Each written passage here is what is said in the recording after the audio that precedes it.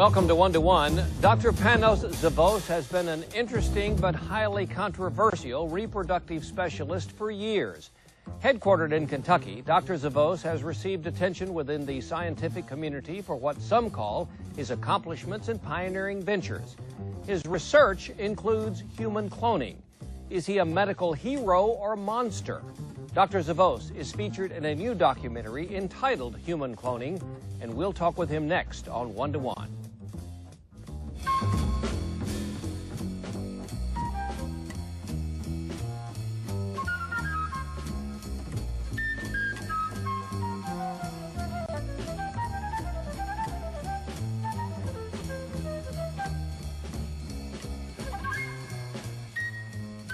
Welcome, sir. It's a pleasure to be here, Bill. For those who don't know you in Kentucky or elsewhere, tell us about your background, how you came to Central Kentucky, to Lexington, the work that you do in your clinic. Well, I'm here because of the University of Kentucky. I came here from Northwestern University Medical School. I've been here for almost 30 years. I've been on campus for 22 years as a full professor.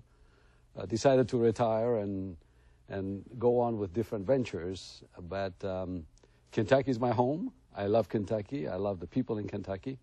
And as I travel throughout the world, when I come home, I'm just like the Pope. I kiss the ground. The work that you do, tell me about your work as a scientist, as a researcher in reproductive science. Well, we do research, but at the moment, we're concentrating more and more on services. My work goes all over the world. We have open clinics in Pakistan, for instance, in Amman, Jordan, in Damascus, in Istanbul, Turkey, in Cyprus, and we're looking at various other locations throughout the world. What we aim to do is to assist people become parents. And because of my expertise going back for 30 years now or so, my training is quite unique.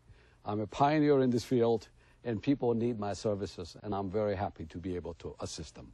Well, on any other day or any other year, you might be here for those very reasons, to talk about the work that you do in infertility and the many other varied work that leads you from there. But you're here today to talk about a documentary on human cloning. Tell us how this first came about. In 2001, we happened to be visited here by a very controversial and pioneer person from Italy, Severino Antinori. He's a good friend of mine. We talked about possibility of doing some efforts together, some research and what have you. Severino is known to be getting pregnant women at age 65 pregnant and that kind of thing. And he's well known throughout the world about his controversial work. We talked about possibly doing some work on cloning as a therapeutic means via which we can assist a couple that exhausted all other aspects of trying to have a child via cloning.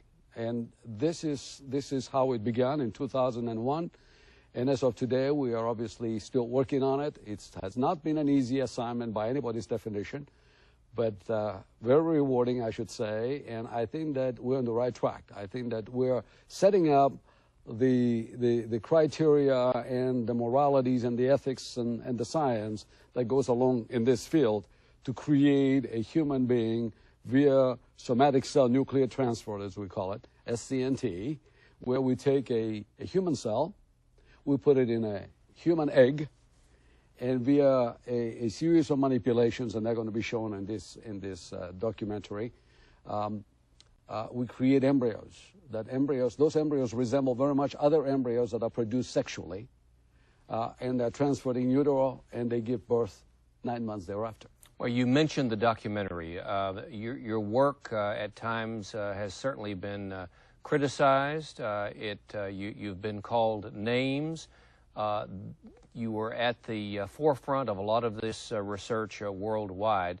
The documentary is called Human Cloning, and let's take a look.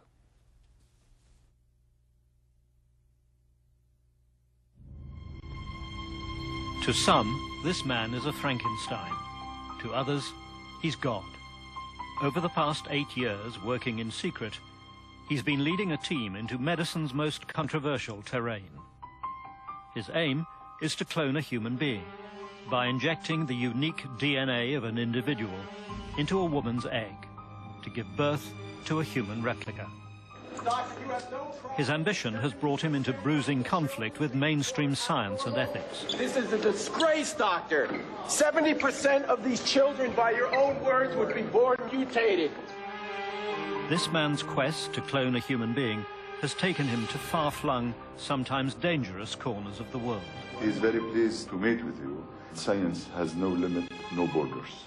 Since this experiment began, our film crew has been recording from the inside this man's journey of triumph and disaster.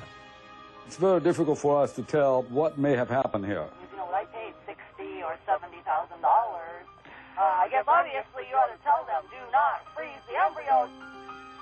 What this man is doing could change the very process of creation itself. I am not God, I just only do God's work. And if I have a choice between playing God and playing devil, I'd rather play God.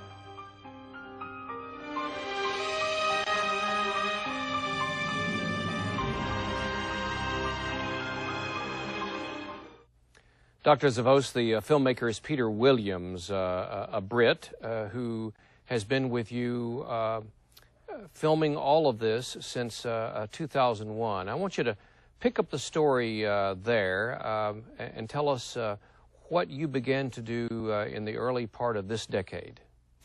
Well, Bill, from the beginning, we thought that in order for us to be credible, we have to have a team that is the best of the best. Because very simply, even if you don't have the best team, you're going to be criticized no matter what. Peter Williams, first of all, is a classic documentary man that documented the birth of the first test tube baby, Louise Brown, back in 1978. Who was Louise Brown? Louise Brown was the first test tube baby that was conceived in a test tube, in a petri dish, by Robert Edwards and Mr. Steptoe in England in 1978. I happen to know those people very well. I know Louise Brown personally. She's a good friend.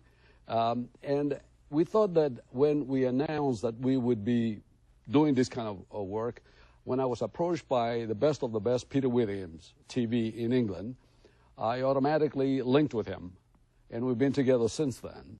And I don't think that anybody can tell this story with using the lenses of the cameras any better than Peter Williams TV. What did he begin to film, to photograph in 2001? Tell us about the work that was being done at that time. Well, first of all, he began to film the debates, the controversies, the meetings, the attacks, the activities all over the world. Was the media hostile? Oh, absolutely, yeah. I mean, you know, well, the hostility for the media was primarily to create the controversy and the hostility, so people would really generate interest so the media can sell the stories. So we were able to pay the price for that. I mean, you know, depending upon where you go, if you go to London, England, that is the most controversial and hostile media that you'll ever see, where you tell them it's 1, 2, 3, and they would report 5, 6, and 7. Because very simply, they like to tell their story rather than telling the facts as I present them. What were you saying at that time? What were you, in your words, the facts that you were beginning to broadcast, to have news conferences about, the appearances that you made before